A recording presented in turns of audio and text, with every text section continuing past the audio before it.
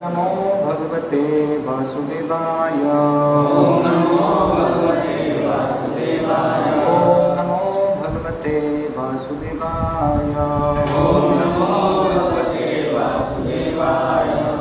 ओम अज्ञानतिमिरान्धस्य ज्ञानाञ्जनशलाकया चक्षुरुन्मीलितं येन तस्मै श्रीगुरवे नमः। श्रीचैतन्यमनोभीष्टं स्थापितं येन भूतले स्वयं रूपः कदा मह्यं ददाति स्वपदान्तिकं वन्देऽहं श्रीगुरो श्रीयुतपदकमलं श्रीगुरून् वैष्णवांश्च श्रीरूपं साग्रजातं सागरं रघुनाथान्वितं तं सजीवं साद्वैतं सावधूतं परिजनसहितं कृष्णं चैतन्यदेवं श्रीराधाकृष्णपादां सर्वनिर्गुणं श्रीविशाखान्वितांश नमः। ओं विष्णुपादाय कृष्णकृष्णाय भूतले श्रीमते भक्तिवेदान्त स्वामिने नमः। ओं विष्णुपादाय कृष्णकृष्णाय भूतले श्रीमते भक्तिवेदान्त स्वामिने नामिने नमस्ते सारस्वते देवे गौरवाणी प्रचारिणे निर्विशेष शून्यवादी पाश्चात्य देश तारिणे। जय श्री कृष्ण चैतन्य प्रभु नित्यानंद श्री अद्वैत गदाधर सरस्वती प्रभु वृंद। हरे कृष्ण कृष्ण कृष्ण हरे हरे हरे राम राम राम हरे हरे हरे कृष्ण।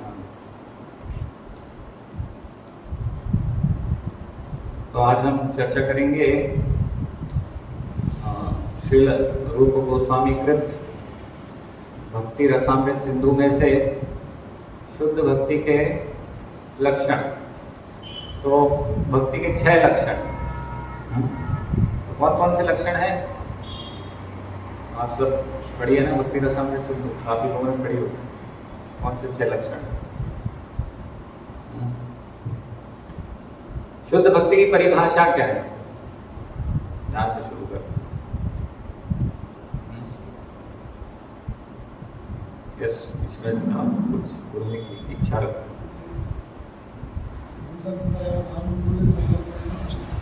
पहली लाइन क्या है उसकी? अविनाश जी डिफाइन शुद्ध भक्ति अन्याभिलाषिता शून्यम ज्ञान कर्मादीनावृतम अनुकूल्येन कृष्णानुशीलनम भक्तिरुत्तमा उत्तम भक्ति। शुद्ध भक्ति की परिभाषा है कि अन्य अभिलाषाओं को छोड़कर ज्ञान कांड कर्म कांड से ऊपर उठना पड़ेगा और फिर क्या करना होगा? अनुशीलन करना होगा। भक्तिमय प्रक्रिया का अनुशीलन करेंगे। शुद्ध भक्ति इसको बोलते हैं उत्तम भक्ति, शुद्ध भक्ति। तो शुद्ध भक्ति के 6 लक्षण श्रील रूप गोस्वामी बता रहे हैं। तो एक एक करके हम चर्चा करते रहेंगे। आज का विषय है पहला लक्षण। तो पहला लक्षण चर्चा करेंगे। तो पहला लक्षण है क्लेशाग्नि घ्न। इसका अर्थ क्या हुआ? नष्ट करना, उसका अंत करना, क्लेशों का अंत करना। एक पहला लक्षण है क्लेश यानी कष्ट, दुखों का नष्ट करना। तो शुद्ध भक्ति क्या करती है? क्लेशों का दुखों का नष्ट करती है। तो कौन कौन यहाँ पर जो आ रहे हैं वो चाहते हैं कि उनके दुखों का नाश हो? मैं तो चाहता हूँ, आप लोग नहीं चाहते, लेकिन आध्यात्मिक रूप से है ना। तो सभी चाहते हैं कि सभी के दुखों का नाश हो, लेकिन सभी पूरे विश्व में हर एक जीव यही चाहता है कि मेरे कष्टों का नाश हो, लेकिन उसको सही तरीका नहीं पता है कि कैसे उसके कष्टों का नाश होगा, है ना। ये प्रॉब्लम है ना। भक्ति से सारे क्लेश नष्ट होंगे ये उनको पता नहीं है फॉर्मूला। अलग अलग चीजों से दुखों को नष्ट करने का प्रयास कर रहे हैं, लेकिन दुख नष्ट होते नहीं है। केवल शुद्ध भक्ति से ही दुख जा सकता है। तो दूसरा लक्षण क्या है शुद्ध भक्ति का? शुभदा। शुभदा यानी शुभ, मंगलमय। तो शुद्ध भक्ति करते हैं तो जीवन कैसा हो जाता है? मंगलमय हो जाता है, शुभ हो जाता है। तीसरा लक्षण क्या है? मोक्ष लघुताकृत। मोक्ष लघुताकृत का अर्थ क्या है? कि भगवान के शुद्ध भक्तों को मुक्ति भी तुच्छ लगने लग जाती है ना। क्यों? क्योंकि मुक्ति स्वयं शुद्ध भक्तों की सेवा में हाथ जोड़ के खड़ी रहती है। क्या है श्लोक? मुक्ति स्वयं, अब मेरे दिमाग में तो कुछ और श्लोक आ रहा है। मुक्ति स्वयं मुकुलितांजलि सेवते अस्मान। इस प्रकार से स्वयं भक्तों की सेवा में मुक्ति हाथ जोड़ के खड़ी रहती है। तो भक्तों को तुच्छ लगती है मुक्ति। क्यों? क्योंकि भक्तों का जो विचार है वो इस प्रकार से है कि भगवान की इच्छा, भगवान मुझे मुक्त करना चाहें, चाहे यहीं पर इसी जगत में रखें, चाहे नर्क में रखें, भगवान की इच्छा से भक्त चलता है कि भगवान की क्या इच्छा है। भगवान अगर यहीं रखना चाहेंगे तो यहीं रहूंगा, यहीं भगवान की सेवा करूंगा, यहीं भगवान का प्रचार करूंगा। नर्क में जाऊंगा तो नारद मुनि भी नर्क में जाते हैं प्रचार करने, है ना। यमराज है, कौन है? महाभागवत है। 12 महाजन में से कौन है? एक यमराज है। वो क्या कर रहे हैं नर्क में? तो भगवान की सेवा कर रहे हैं, जीवों को शुद्ध करना है, तो कष्ट देके शुद्ध कर रहे हैं इस प्रकार से, है ना, ताकि वो जीवन चक्र में वो आगे बढ़ पाए और उनको मुक्ति प्राप्त हो पाए। तो मोक्ष लघुताकृत, ये तीसरा लक्षण है। फिर चौथा लक्षण क्या है? सुदुर्लभा। तो भक्ति सुदुर्लभ है। आप लोग सब मानते हैं भक्ति सुदुर्लभ है? जो प्रचार करने निकलते हैं उनको पूरा साक्षात्कार है कि हर कोई नहीं ले पाएगा भक्ति, हर किसी के बस की बात ही नहीं है ना। जैसे श्रील प्रभुपाद उदाहरण देते थे, शुद्ध भक्ति हर कोई नहीं ले पाएगा। क्यों? क्योंकि हीरे की दुकान पे, सोने की दुकान पे आदमी कम चढ़ेगा, और वहीं जहाँ पे भट्टे बिक रहे होंगे, भाजी बिक रहे होंगे, तो भट्टे भाजी की दुकान पे बहुत भीड़ लगेगी, भट्टे भाजी की दुकान पे भीड़ लगेगी, सोने की दुकान पे नहीं। तो इसी प्रकार से शुद्ध भक्ति सुदुर्लभ है। जैसे भगवान बता रहे हैं, मनुष्य नाम सहस्रेषु कश्चित् यतति सिद्धये, हजारों हजारों लाखों लाखों में से कोई एक उस भक्ति को स्वीकार कर पाएगा। बहुत मुश्किल है, बहुत मुश्किल है। तो इस प्रकार से सुदुर्लभ। और फिर पांचवा लक्षण है, ये चौथा हो गया, पांचवा लक्षण है सांद्रानंद विशेष आत्मा। सांद्रानंद विशेष आत्मा थोड़ा सा क्लिष्ट शब्द है, नहीं, लेकिन बहुत सरल है समझने में। भक्ति क्या है? भक्ति आत्मा का स्वरूप है, जिससे कि आत्मा को बहुत ही प्रगाढ़ रूप से आनंद मिलता है। सांद्रानंद विशेष आत्मा, है ना। आत्मा का क्या लक्षण है? आत्मा भक्त, है ना, भगवान की भक्ति, यह स्वरूप है उसका, आत्मा का। उससे क्या प्राप्त होता है? दिव्य आनंद प्राप्त होता है। आप सब अनुभव कर पा रहे हैं भक्ति करके दिव्य आनंद का? कहीं ना कहीं कुछ ना कुछ तो अनुभव है उसका, पूर्ण रूप से नहीं, लेकिन फिर भी। तो जो शुद्ध भक्त है वो पूर्ण आनंद में, 100% आनंद में ही उनका जीवन व्यतीत हो रहा है ना। तो ये है पांचवा लक्षण। और छठा लक्षण क्या है भक्ति का? श्री कृष्ण आकर्षणी। श्री कृष्ण आकर्षणी यानी भगवान श्री कृष्ण को आकर्षित करती है। आप देखिए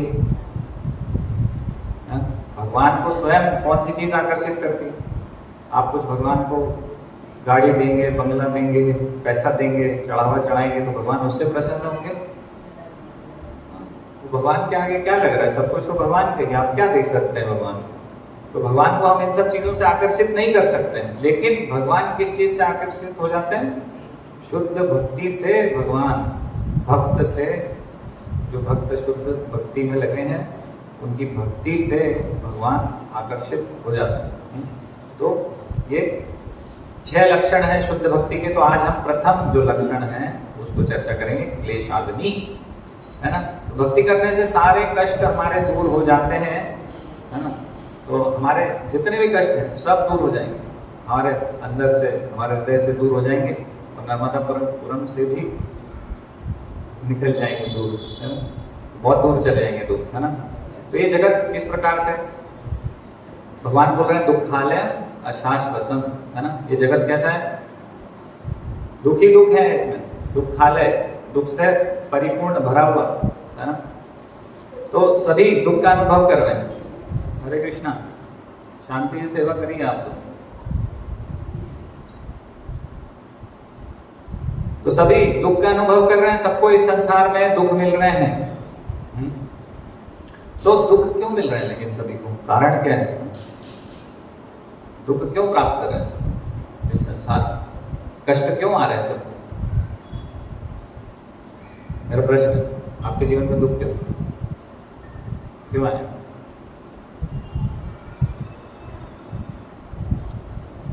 इस संसार में ऐसे ही है। हाँ, इस संसार में, लेकिन उसका मूल कारण क्या है? भगवान तो नहीं, भगवान से दूर है। हाँ, ये एक कारण है, भगवान से दूर है। लेकिन भगवान से दूर होकर क्या करते हैं जिसकी वजह से कष्ट आते हैं? तो ये क्या है? पाप कार्य, है ना। तो पाप पाप के कारण ये हमारे जीवन में दुख आ रहा है। तो अगर मान लीजिए हमने नीम का पेड़ वृक्ष लगाया तो वो कड़वा ही रहेगा ना, उसमें आम तो नहीं मिलेंगे मीठे। तो इसी प्रकार से कि हमारे पाप जो है उन्हीं के कारण हम इस संसार में दुख भोगते हैं। कि मतलब हम बोल सकते हैं हमारे दुख का कारण वो है, उसके कारण हमारे जीवन में ऐसा हुआ, उसके कारण ऐसा हुआ। लेकिन वास्तव में उसका कारण क्या है, क्यों दुख आ रहे हैं हमारे जीवन में? क्योंकि हम पाप करते हैं, है ना। तो पाप करने की वृत्ति बहुत तीव्र होती है हमारे अंदर, है ना। पाप करने की वृत्ति, प्रवृत्ति, है ना। तो दुख का कारण है पाप और ये पाप करने की प्रवृत्ति, है ना। तो पाप क्यों करता है कोई व्यक्ति? पाप क्यों करते हैं? सुख पाने सुख पाने के लिए। लेकिन सुख पाने के लिए हम पाप करते हैं, ये एक वृत्ति है हमारी, प्रवृत्ति। यदि मैं उत्तर दे रहा था इसका, है ना, कि प्रवृत्ति है वो पाप करने की हमारे अंदर। तो प्रवृत्ति से हम प्रेरित होते हैं, है ना। हम नहीं चाहते हैं लेकिन हम विवश हो जाते हैं। क्यों? क्योंकि पाप करने की हमारी वृत्ति है, प्रवृत्ति है, हाँ, पाप करने की। तो ये पाप करने की जो प्रवृत्ति है हमारी, कि हम रोके से नहीं रुकते और पाप कर देते हैं, है ना। सबका अनुभव होगा इस प्रकार से। कई बार हम कुछ करते हैं ऐसा जो नहीं चाहते फिर भी कर जाते हैं, फिर बाद में विचार करते हैं, अरे यार ये तो अच्छा कार्य नहीं था, तो भक्ति के अनुकूल नहीं है ना। तो ये प्रवृत्ति हमारे अंदर कैसे आती है, हमारे हृदय में क्यों आती है ये प्रवृत्ति पाप करने की? क्यों है ये हमारे हृदय में, है ना। हम बोल रहे हैं कि भाई हमारे दुखों का कारण पाप है, और ये पाप कहां से आ रहे हैं? क्योंकि हमारी प्रवृत्ति है पाप करने की, हम करते हैं। तो प्रवृत्ति कहां से आ रही? ये पाप करने की प्रवृत्ति आती है अविद्या से, अज्ञान से, है ना। तो अविद्या क्या है, अज्ञान क्या है? अज्ञान ये है कि मैं भोगता हूं, है ना। अज्ञान क्या है? कि मैं शरीर हूं। और ज्ञान क्या है? ज्ञान इसके विपरीत है ना, कि मैं कौन हूं? मैं शरीर नहीं हूं, मैं आत्मा हूं, भगवान है और भगवान की सेवा करनी चाहिए, यही मेरा और भगवान का संबंध है ना। तो ये इसको बोलेंगे ज्ञान। और जहां ये अज्ञान है, मतलब इसके विपरीत कि मैं शरीर हूं, मैं भोगता हूं, अगर ये अज्ञान है तो फिर क्या होगा? ऑटोमेटिक हम पाप करने के लिए प्रेरित होते हैं। सारे पाप की जड़ क्या है? यही तो है, मैं शरीर हूँ, इंद्रिय तृप्ति करना है मुझे, ये शरीर, इंद्रियां, मैं हूँ, क्या है? भोग करने की वृत्ति इसके पीछे, है ना। तो ये कहाँ से आ रही है? ये अज्ञान से आ रही है ना। तो सारे संसार का दुख का कारण क्या हुआ फिर? ये अज्ञान, अविद्या, है ना। ये अज्ञान में हम सोचते हैं कि मैं शरीर हूँ, शरीर के लिए भोग की सामग्री इकट्ठी करनी है, और फिर पाप में, भोग में लिप्त हो जाता हूँ और पाप में लिप्त हो जाता हूँ। अविद्या, अज्ञान, ये अविद्या अज्ञान कहाँ से आता है? ये पाप करने की वृत्ति से आता है। और ये पाप करने की वृत्ति कहाँ से आती है? मतलब इससे क्या होता है? पाप होते हैं, और पाप से क्या होता है? दुख आता है हमारे जीवन। तो श्रील रूप गोस्वामी बता रहे हैं, तो ये तीन प्रकार के, ये जो तीनों चीज है ना, दुख के जो कारण है, पहला कारण है अविद्या, दूसरा कारण है प्रवृत्ति, और तीसरा कारण है पाप कार्य जो हम कर रहे हैं। तो ये तीनों जो दुख के कारण हैं, ये भक्ति करने से नष्ट हो जाते है ना। तो रूप गोस्वामी इस प्रकार से बता रहे हैं। तो पाप का अर्थ क्या है? पाप का अर्थ है जो भगवान के आदेश के अनुसार कार्य नहीं है, उसको हम बोलते हैं, उसकी परिभाषा है कि वो पाप है ना। तो जैसे भगवान बता रहे हैं ना भगवत गीता में, तो भगवान बता रहे हैं कि भाई जो यज्ञ रूप में भगवान को अर्पित किया गया है वो खाएंगे तो क्या होगा? पाप नष्ट होंगे। और भगवान आत्म कारण आती है, पचन्ते आत्म कारण, और जो स्वयं के इंद्रिय भोग के लिए खाएगा वो क्या करेगा? पाप अर्जित करेगा, है ना। तो इंद्रिय भोग, तो इस प्रकार से पाप, है ना। तो पाप क्या है? भगवान के आदेश के विरुद्ध कार्य करना। भगवान ने आदेश दे दिया लेकिन हम भगवान के लिए नहीं बनाते, भगवान को भोग नहीं लगाते, जैसा भगवान ग्रहण करेंगे उसके अनुसार नहीं खा रहे, लहसुन प्याज मांसाहार कर रहे हैं, तो क्या होगा? ये भगवान के आदेश के विरुद्ध है। तो ये किस कैटेगरी में आएगा? ये पाप की कैटेगरी में आएगा। नहीं, जैसे कि भारत सरकार है, तो भारत सरकार ने कुछ नियम बनाए, तो नियम बनाए और अगर उसके विरुद्ध जाएंगे तो वो क्या होगा?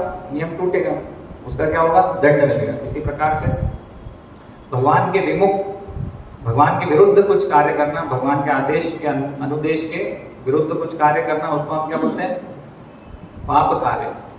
तो पाप कार्य की 4 कैटेगरी होती है। नहीं, कूट, बीज, प्रारब्ध और अप्रारब्ध और प्रारब्ध, है ना। तो पाप करते हैं जब हम, तो हम उसका फल भोगते हैं, कष्ट भोगते हैं, है ना, पाप करते हैं तो पाप का फल हमें मिलता है। तो पाप का फल हमें किस प्रकार से मिल सकता है हमारे जीवन में?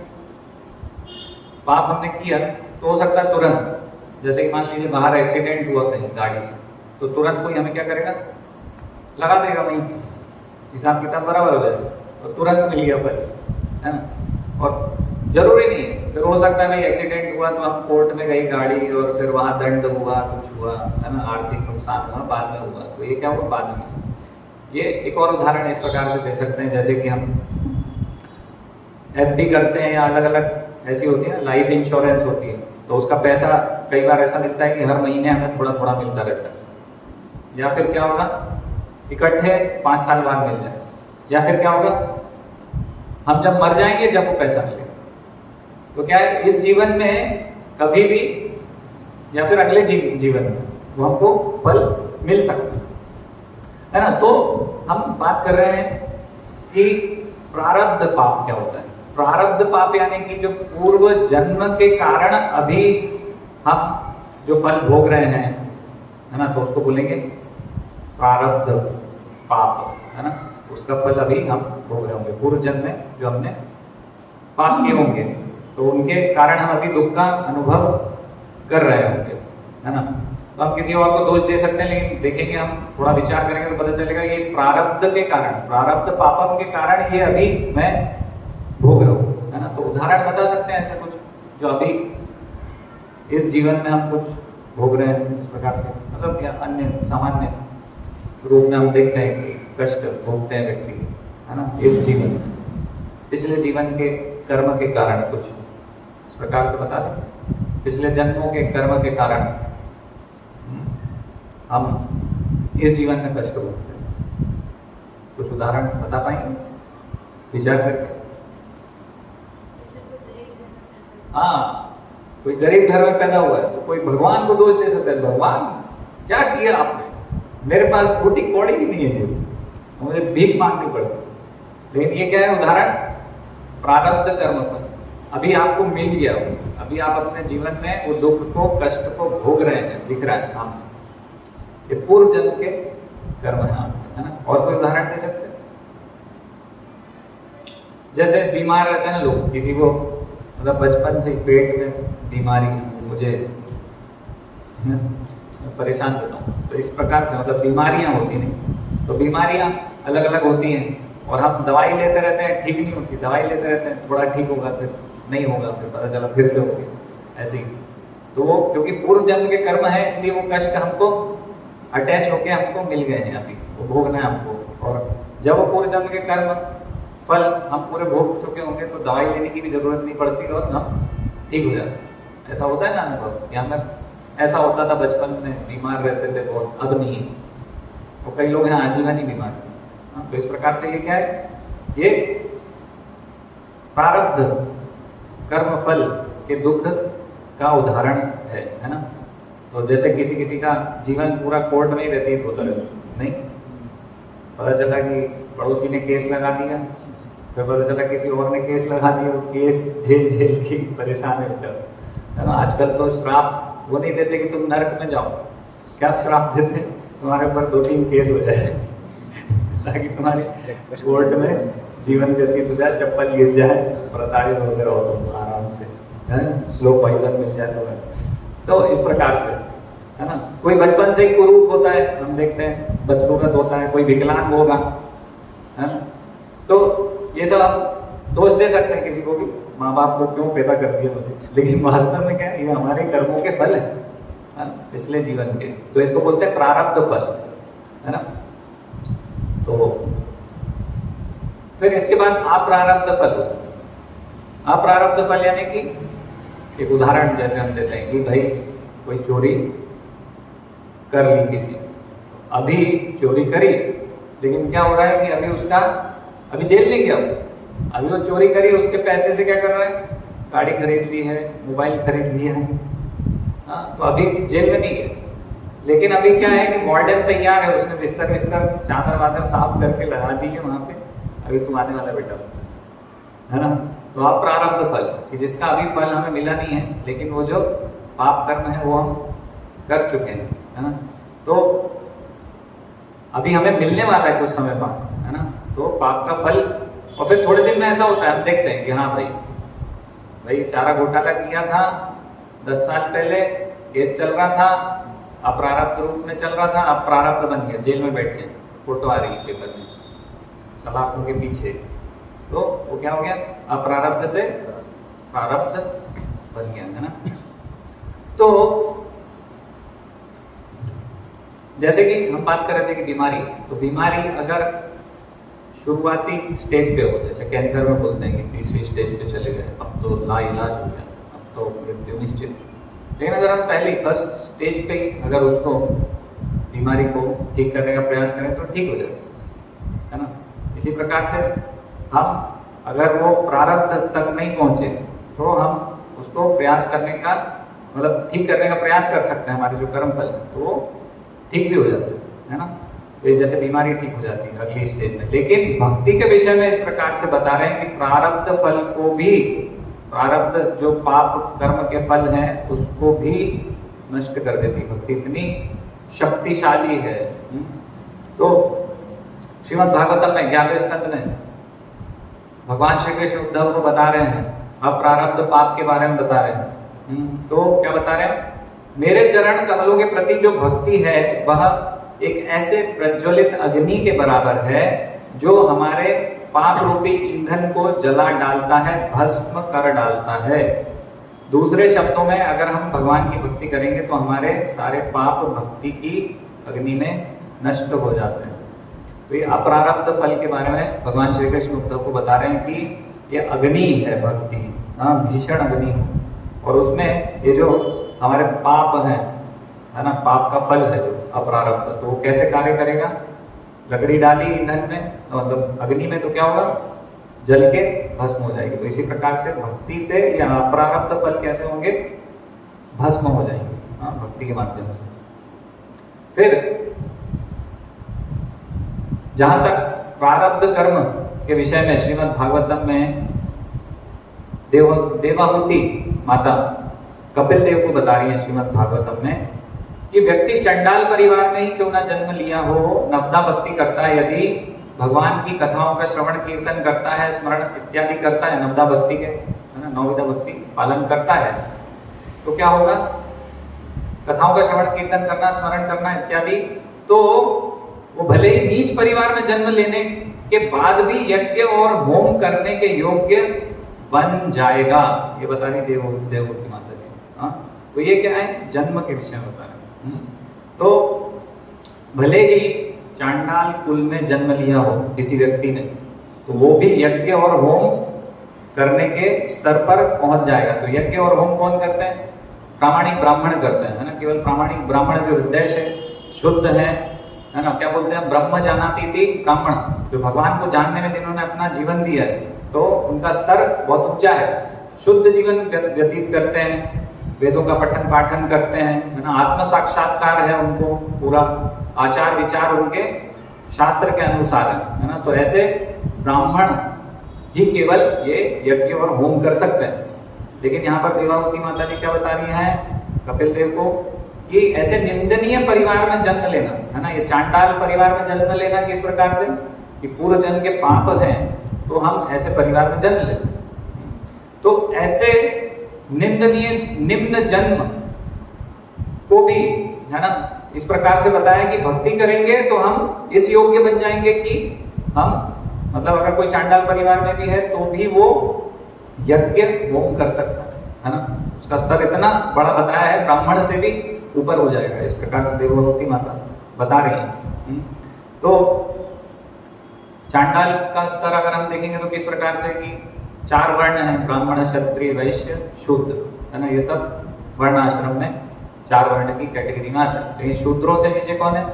म्लेच्छ। म्लेच्छ यानी कि जो मांसाहार करते हैं बिना किसी नियम पालन करे, है ना, कोई नियम नहीं, कभी भी खा लिया मांसाहार। अभी हम देखेंगे तो अभी यही होता है, सब म्लेच्छ ही हैं, 4 वर्ण से बाहर ही, कभी भी मांसाहार नहीं करते। फिर म्लेच्छ से नीचे होते हैं यवन, फिर यवन से भी नीचे होते हैं चांडाल, जो कि कुत्ते का मांस भी खाते हैं, है ना। इस प्रकार से वर्णन है कि इतना नीच जन्म इसको बताया गया है, चांडाल कुल में जन्म लेना। तो यहाँ पर जो श्रीमद् भागवतम में श्लोक आ रहा है तो इस प्रकार से आ रहा है, अहो बद स्वपचो अतो गरियान यज्जिवहाग्रे वर्तते नाम तुभ्यम ते पुस्तकस्ते जुह्वः सहस्नुरार्या ब्रह्मानुचूर्णाम गृणन्ति ये ते। इसका अनुवाद इस प्रकार से कि हे भगवान, जो लोग आपके पवित्र नाम का जप करते हैं वे चांडालों के परिवारों में भी जन्म लेकर भी आध्यात्मिक जीवन में अत्यधिक प्रगत होते हैं। ऐसे जपकर्ता निस्संदेह सभी प्रकार के तप और यज्ञ कर चुके होते हैं। मतलब उन्होंने पहले ही, ऐसे चांडाल परिवार में जो भक्ति कर रहा है वो पहले से ही सारे तप कर चुका है, यज्ञ कर चुका है, ऐसा मान लेना चाहिए। तीर्थ स्थानों में स्नान कर चुका होता है, ऐसा मान लेना चाहिए। उसने सारे तीर्थों को स्नान करके आया और समस्त शास्त्रों का अध्ययन कर चुका होता है, सारा शास्त्र का उसको ज्ञान है।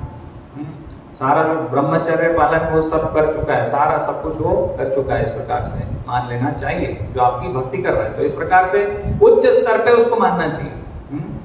तो ऐसे परिवार के जन्म का जो फल है, जो कि प्रारब्ध फल है, वो भी भक्ति समाप्त कर देती है। तो देखिए भक्ति मार्ग कितना अद्भुत है, नहीं? तो ये भगवान की भक्ति का लाभ है कि प्रारब्ध और अप्रारब्ध फल को नष्ट कर देती है भक्ति। और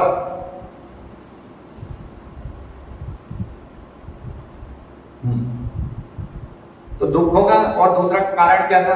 पाप करने की प्रवृत्ति, है ना। तो प्रारब्ध अप्रारब्ध की तो हमने चर्चा कर ली। अभी वो जो पाप करने की वृत्ति है, मतलब जो पापों का फल है, 2 रूप से हमारे ऊपर आया, दुखों का कारण जिसको हम बोल रहे हैं, तो वो नष्ट हो जाएगा, है ना। अब लेकिन ये पाप करने की वृत्ति नहीं जाएगी तो फिर क्या होगा हमारा, है ना। तो फिर ये प्रारब्ध और अप्रारब्ध फल फिर से हमको प्राप्त होगा।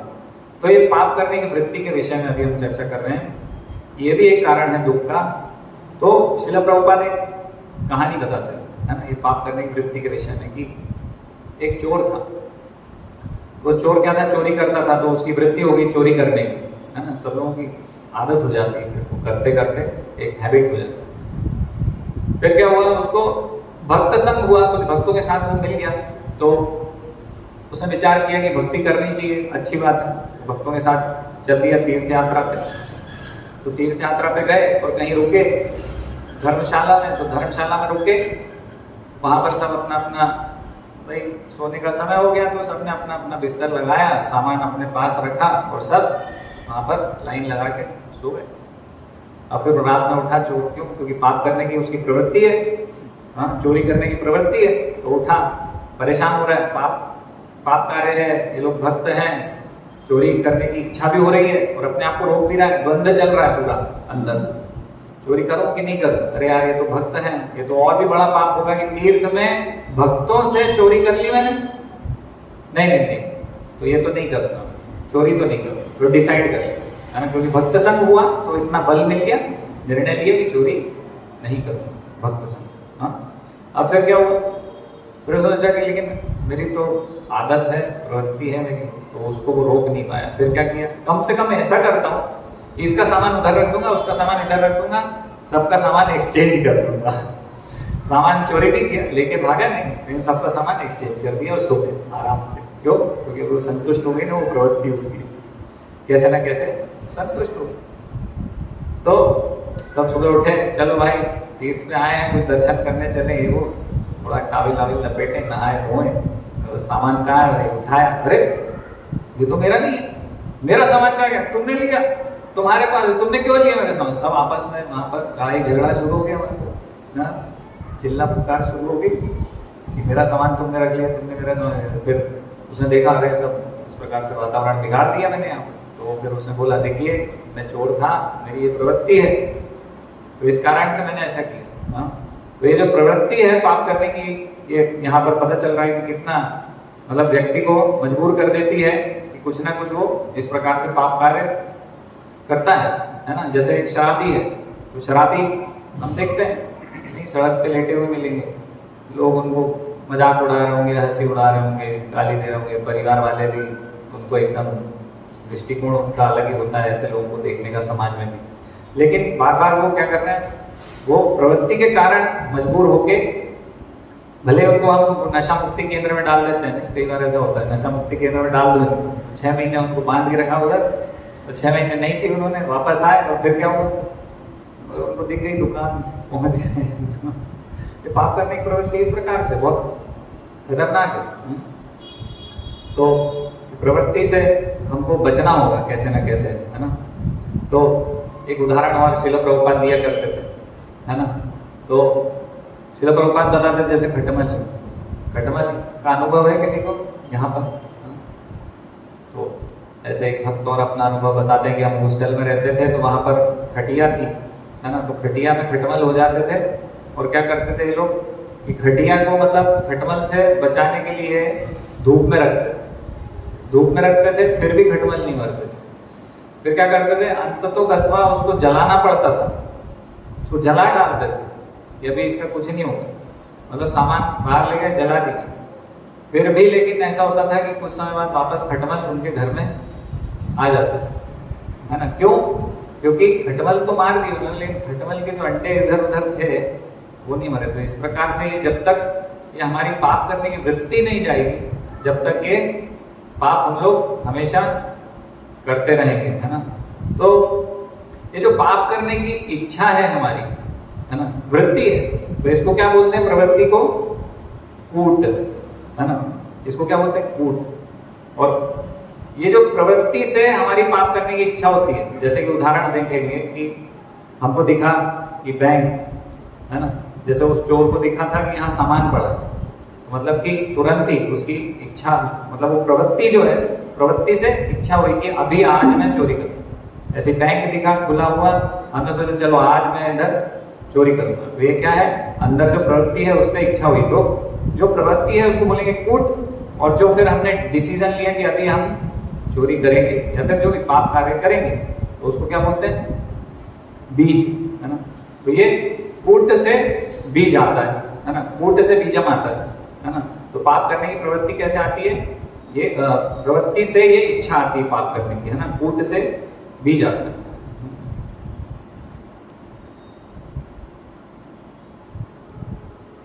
तो इसके बारे में एक श्रीमद् भागवतम में कथा है। तो ये प्रवृत्ति को नष्ट करना आवश्यक है। तो श्रीमद् भागवतम में एक कथा आती है कि नारद मुनि एक बार भ्रमण कर रहे थे, तो भगवान का नाम कीर्तन करते हुए प्रचार में लगे रहते नारद मुनि। तो एक जगह नारायण सरस नामक एक तीर्थ पर पहुंचे, तो सिंधु नदी जहाँ समुद्र से मिलती थी उस वक्त, तो उस समय का ये तीर्थ स्थान था नारद सरस। वहां पर पहुंचे और वहां पर उन्होंने देखा कि 10,000 नवयुवक वहां पर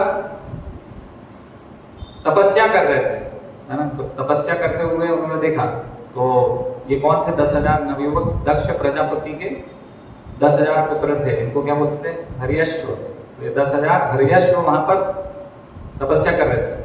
तो ये किनके पुत्र थे? ये दक्ष प्रजापति के पुत्र थे। और दक्ष प्रजापति किनके पुत्र हैं? ब्रह्मा जी के पुत्र है ना। तो उन्होंने देखा कि 10,000 नवयुवक हैं और तपस्वी हैं, है ना, तो इनको भक्ति का प्रचार कर देता हूँ, है ना। तो उनके पास गए और फिर उनको उपदेश दिया 10,000 पुत्रों को, उनके हर्यश्वों को, दक्ष प्रजापति के। तो वो क्या कर रहे थे तपस्या कि उनके पिता जो प्रजापति हैं, मतलब प्रजापति किस लिए बनाए ब्रह्मा जी ने कि आप संतान उत्पत्ति करो और ब्रह्मांड में क्या करो? जीवों को लेकर आओ। इस प्रकार से आप क्या करोगे? ये जो आबादी है उसको बढ़ाओ। ये कार्य होता प्रजापति का। तो उसके पहले गृहस्थ आश्रम में प्रवेश करने के पहले इस प्रकार से पहले तपस्या की जाती थी, है ना। पहले हम देखते थे ब्रह्मचर्य आश्रम होता था, उसके बाद गृहस्थ आश्रम होता था, और उसमें भी अलग अलग तपस्या होती थी। गर्भधारण करने से पहले भी गर्भाधान संस्कार, उसमें भी कुछ कुछ तपस्याएं अलग अलग इस प्रकार से गृहस्थ आश्रम में भी तपस्या होती थी। तो ये इसलिए कर रहे थे कि आगे चल के गृहस्थ आश्रम में जाएंगे। लेकिन फिर क्या हुआ, नारद मुनि पहुंचे, उनको भगवत भक्ति का प्रचार किया, और जैसे ही उन्होंने प्रचार किया, क्योंकि नारद मुनि शुद्ध भक्त हैं, है ना, उन्होंने प्रचार किया तो जो 10,000 पुत्र थे दक्ष प्रजापति के, वो सब ब्रह्मचारी बन गए और वहां से चले गए और फिर घर नहीं लौटे कभी। तो दक्ष प्रजापति बहुत दुखी थे, विचार कर रहे थे कि अरे ये क्या करा। नारद मुनि कौन है, नारद मुनि उनके भाई हैं, वो भी ब्रह्मा जी के पुत्र हैं, ये भी ब्रह्मा जी के पुत्र हैं, है ना। तो उन्होंने विचार किया कि चलो ठीक है, कोई बात नहीं, अभी ऐसा हुआ। तो ब्रह्मा जी ने भी समझाया, तो उन्होंने क्या करा, बोला कि फिर से तुम पुत्र उत्पन्न करो और फिर से उनको गृहस्थ आश्रम में जाने के लिए प्रेरित करो। तो फिर से उन्होंने इस प्रकार से 1,000 पुत्र उत्पन्न हुए उनके, और फिर वो तपस्या करने सेम जगह पहुंचे, और फिर वहां पर नारद जी पहुंच गए। उन्होंने देखा अरे ये तो बहुत अच्छे नवयुवक, फिर से मुझे प्रचार करने का मौका मिल गया, 1,000 ब्रह्मचारी तुरंत तैयार हो जाएंगे। हाँ, तो भक्त का दृष्टिकोण यही है कि कैसे सबको भक्ति में लगा दो। हाँ, तो फिर गए और फिर प्रचार किया, और उनको बोल रहे हैं देखो बड़े भाई जो करते हैं हमें उसका अनुसरण करना चाहिए, वैसा ही करना चाहिए। आपके 10,000 भाई बड़े भाई थे, वो क्या करा, उन्होंने ब्रह्मचारी बन गए, प्रचार में लग गए, भगवत भक्ति में लग गए, आप भी लग जाएंगे। उनको प्रेरणा करी, वो भी प्रेरित होकर निकल गए। अभी दक्ष प्रजापति बहुत दुखी थे, तो नारद मुनि सोचा कि अरे बहुत दुखी होंगे, मेरे भाई हैं, चलो मिलने जाता हूं। मिलने पहुंचे, दक्ष प्रजापति बहुत नाराज थे उनसे, तो उनको उल्टा सीधा बोलने लगे, चिल्लाने लग गए, है ना।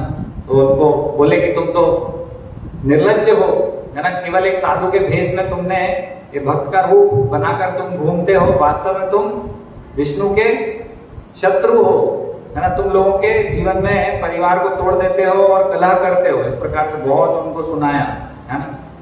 तो तुमने क्या करा है कि समय के पहले उनको वैराग्य सिखा दिया है, तो वो परिपक्व नहीं होंगे, है ना। अभी तुमने जो वैराग्य दिया है वो परिपक्व वैराग्य नहीं है। तो परिपक्व वैराग्य कैसे आता है, उन्होंने बताया कि अभी तो उनके सर पे ऋण है। तो 3 प्रकार के ऋण होते हैं, नहीं, देवताओं के प्रति ऋण होता है, तो ये कैसे जाता है, यज्ञ करने से जाता है। सभी के ऊपर ये ऋण होते हैं, जैसे ही हम पैदा होते हैं वैसे ही देवताओं का ऋण, है ना, तो यज्ञ करने से जाता है। ऋषियों मुनियों का ऋण, तो ये कैसे जाता है, ब्रह्मचर्य पालन करने से। फिर पितरों का ऋण होता है, ये कैसे जाता है, गृहस्थ आश्रम में जाकर संतान उत्पत्ति करने से पितरों का ऋण जाता है ना। तो ये अभी इन्होंने ये सब नहीं किया है, उनके सर पे तो ऋण है, इस प्रकार से बता रहे हैं, इन्होंने ऋण नहीं चुकाया है, तो कैसे ये वैराग्य ले सकते हैं। तो वास्तव में वैराग्य की भावना जागृत करनी है तो संसार का भोग करना चाहिए, और वो भोग करेंगे संसार का, और फिर जो कष्ट आएंगे, दुख आएंगे, तो उस दुख का जो अनुभव करेंगे, तब जो वैराग्य आएगा वो वास्तविक वैराग्य होगा, है ना। दक्ष प्रजापति की बात भी सुनने में सही लग रही है कि भाई संसार का कष्ट देखा ही नहीं, तो फिर वो अंदर लगा रहेगा ना कि यार एक बार भोग नहीं किया है मैंने और फिर मैंने सब छोड़ दिया है, तो क्या हुआ कि ये तो एक प्रकार से ऐसा हो जाएगा कि वो हमेशा लालसा बनी रहेगी कि भोग करके तो देखा नहीं कि दुख आता है कि नहीं आता। तो संसार में डालना है, और उससे ये समझ में आएगा जब घर संसार होगा, पत्नी बच्चे होंगे और कष्ट आएगा, तो समझ में आएगा कि दुख है सब, है ना। तो दक्ष प्रजापति यहाँ पर ये बताने का प्रयास कर रहे हैं। और फिर क्या करा, नारद मुनि को उन्होंने श्राप दे दिया। तो नारद मुनि को श्राप दे दिया, है ना। क्या दे दिया कि तुम एक जगह स्थिर नहीं रह पाओगे, नारद मुनि को बोला, है ना। तो नारद मुनि ने क्या करा, उसको स्वीकार कर लिया विनम्रता से, है ना। भक्त ने स्वीकार कर लिया कि ठीक है, और उन्होंने इसको इस प्रकार नहीं देखा कि ये श्राप है। वो तो सोच रहे हैं कि अरे ये तो अच्छा है, मैं एक जगह नहीं टिकूंगा, अलग अलग जाऊंगा, और मेरा तो यही कार्य है, अलग अलग जाना जगह पर और सबको भक्त बनाना। तो ये श्राप नहीं है, वास्तव में तो अच्छा ही हुआ जो हुआ। तो इस प्रकार से, लेकिन यहाँ पर जो दक्ष प्रजापति ने श्राप दिया उसमें सैद्धांतिक दोष है ना। उन्होंने क्या बोला कि भोग करने से क्या अनुभव करेंगे, दुख का अनुभव करेंगे, और फिर भोग छोड़ देंगे, है ना। लेकिन ये किस प्रकार से वो उदाहरण दे रहे हैं कि अगर अग्नि में हम ईंधन डालते रहें तो क्या होगा? अग्नि बुझेगी नहीं। तो इसी प्रकार से जब भी हम इंद्रिय भोग करने का प्रयास करेंगे तो हमारी प्रवृत्ति बनेगी इंद्रिय भोग करने की, और बार बार वो इच्छा हमारे अंदर होगी भोग करने की, है ना। तो भोग उससे बंद नहीं होगा और भोग प्रवृत्ति बढ़ेगी और भोग ज्यादा बढ़ेगा, है ना। तो यहाँ पर इस प्रकार से समझना होगा कि ये प्रवृत्ति को, ये भोग प्रवृत्ति को रोकना है तो भोग को रोकना होगा, है ना। एक व्यक्ति ने एक बार बोला था, है ना, तो इस प्रकार से बोला कि इस प्रकार से एक व्यक्ति ने प्रश्न पूछा था कि एक भक्त से कि कलयुग में ऐसा है कि मन में पाप कर लेते हैं तो वो पाप का फल नहीं लगता, है ना। तो मन में पाप कर सकते हैं क्या? इस प्रकार से प्रश्न पूछा। तो अगर कलयुग में भगवान इस प्रकार से बोल भी देते कि चलो ठीक है, मन में पाप कर लो और उससे तुम्हें पाप नहीं लगे, है ना। तो इस प्रकार से अगर भगवान बोल भी रहे हैं तो भी मन में जो इच्छा है कि पाप करना है, मन में कर रहे हैं, तो अगर हम मन में पाप कर रहे हैं तो वो इच्छा प्रकट होने में और पाप करने में ज्यादा अंतर नहीं। तुरंत ही हम तैयार हो जाएंगे। अगर मन में पाप कर रहे हैं तो तुरंत ही हम कुछ ही क्षणों में तैयार हो जाते हैं और वो पाप कर डालते हैं। तो ये ज्यादा अंतर नहीं है। पाप की वृत्ति को अगर हम बढ़ाएंगे तो फिर पाप हम कर डालेंगे, है ना। तो इस प्रकार से यहाँ पर समझना है कि नारद मुनि को जिस आधार पर वो श्राप दे रहे हैं, वास्तव में वो पाप की वृत्ति को बढ़ाएगा, है ना। तो ये पाप की वृत्ति को ही हमें नष्ट करना है। तो ये पाप की वृत्ति कैसे नष्ट होगी, है ना। तो सुखदेव गोस्वामी प्रश्न पूछते हैं, है ना। परीक्षित महाराज से श्रीमद् भागवतम में इस प्रकार से वर्णन है कि परीक्षित महाराज से पूछते हैं कि पाप से आदमी कैसे बच सकता है। तो पाप से आदमी कैसे बच सकता है, तो सुखदेव गोस्वामी ने उनका टेस्ट लेने के लिए उत्तर क्या दिया कि प्रायश्चित करो, है ना। तो शास्त्र में ऐसा वर्णन है कि अलग अलग कैटेगरी के पाप हैं, अलग अलग कैटेगरी के पाप का अलग अलग प्रायश्चित है, और वो प्रायश्चित करने से वो पाप हमारा चला जाता है, हट जाता है। किसी भी स्तर का पाप होगा, हर पाप का एक प्रायश्चित शास्त्र में वर्णित है, वो करने से। तो इस प्रकार से जब सुखदेव गोस्वामी ने बताया परीक्षित महाराज को, प्रश्न का उत्तर दिया कि पाप से कैसे बच सकते हैं, तो परीक्षित महाराज को बताया कि प्रायश्चित करते। तो उस समय परीक्षित महाराज उससे सेटिस्फाई नहीं हुए। क्यों नहीं हुए? क्या कारण हो सकता है? उसका कारण ये था कि परीक्षित महाराज ने बताया ये तो किस प्रकार से हो जाएगा, हाथी के स्नान के जैसा हो जाएगा। तो हाथी क्या करता है? हाथी ये करता है कि स्नान करता है नदी में, साफ सुथरा हो जाता है, वापस आता है और फिर अपने ऊपर मिट्टी डाल देता है। तो बार बार इस प्रकार से प्रायश्चित करेंगे, पाप करेंगे, प्रायश्चित करेंगे, पाप करेंगे। तो इसलिए परीक्षित महाराज ने बताया कि ये तो ऐसा हो जाएगा, फिर ये तो सही नहीं है। तो सुखदेव गोस्वामी बहुत प्रसन्न हुए और फिर सुखदेव गोस्वामी ने ये श्लोक बोला, केचित् केवल्या भक्त्या वासुदेव परायणा अघम धुन्वन्ति कार्त्स्नेन निहारम इव भास्कर। तो यहाँ पर इसको बता रहे हैं सुखदेव गोस्वामी कि वासुदेव परायण भक्ति, भगवान श्री कृष्ण की भक्ति इस प्रकार से है, सारे पापों को नष्ट करने वाली है और साथ ही साथ पाप की वृत्ति को भी नष्ट करने वाली है भगवान की भक्ति। और क्या बता रहे, केवल भगवान की भक्ति ही ये पाप करने की वृत्ति को नष्ट कर सकती है ना। क्या बोल रहे हैं, केचित् केवल्या भक्त्या वासुदेव परायण। तो केवल भगवान की भक्ति से ये प्रारब्ध अप्रारब्ध कर्मफल नष्ट हो सकते हैं, और साथ ही साथ ये जो अप्रारब्ध और प्रारब्ध फल किससे जनित हो रहे हैं, वो पाप करने की वृत्ति से। तो ये पाप करने की वृत्ति भी भगवान की भक्ति इतनी पावरफुल है कि इस वृत्ति को भी नष्ट कर सकती है। तो हमने देखा है भक्तिमय जीवन में काफी ऐसे लोग हैं जो पहले नशा करा करते थे, लेकिन अभी भक्ति में आने के बाद वो छोड़ चुके हैं। तो वो प्रवृत्ति को भी भक्ति के माध्यम से वो विजय प्राप्त कर चुके हैं, उस प्रवृत्ति को भी उन्होंने विजय प्राप्त कर लिया उसके ऊपर, है ना, उसको भी नष्ट कर दिया। तो भगवान श्री कृष्ण के प्रति भक्ति करने से हमारे पाप करने की जो प्रवृत्ति है वो भी जड़ से उखड़ जाती है।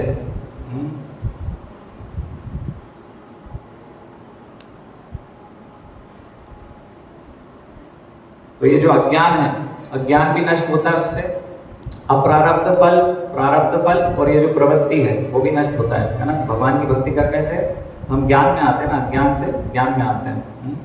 तो अज्ञान क्या है कि मैं भोगता हूँ, मैं नियंता हूँ, है ना, ये अज्ञान है। और ज्ञान क्या है, हम इस ज्ञान में आते हैं कि मैं आत्मा हूँ, मैं भगवान कृष्ण का दास हूँ, भगवान की सेवा के लिए मैं बना हूँ। भगवान की सेवा करना, भगवान की भक्ति करना, ये वास्तविकता है। तो हम ये करते हैं, इसको मानते हैं, इसको स्वीकार करते हैं, तो ये हम पापमय कार्यों से दूर रहते हैं, पाप से बचते हैं, फिर दुखों से दूर रहते हैं और भगवान की भक्ति में आनंद को प्राप्त करते हैं। तो ये पहला गुण था क्लेशग्नि, है ना। तो दुखों के कारण को मिटाना है, समस्त दुखों के कारण को, तो क्या करना होगा? हरे कृष्णा कृष्णा कृष्णा हरे हरे, हरे राम राम राम हरे हरे। तो ये कलयुग का ये जो क्लेश है ना, तो इसको कष्ट है, उसको ये हरे कृष्ण महामंत्र समाप्त कर सकता है। भगवान की भक्ति का ये एक सरल तरीका है। हरे कृष्ण। किसी का कोई प्रश्न है?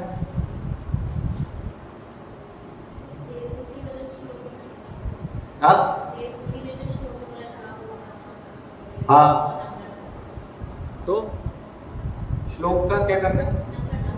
अच्छा, नंबर बताओ। एक मिनट। श्रीमद् भागवतम के तीसरे स्कंद का 33वां अध्याय 3.33.7। अहोपत स्वपचो अतो गरियान यज्जिह्वाग्रे वर्तते नाम तुभ्यं ते पुस्तपस्ते जुवः सस्नुरार्या ब्रह्मानुचुरनाम गृणन्ति ये ते। बहुत कठिन है, टंग ट्विस्टर है।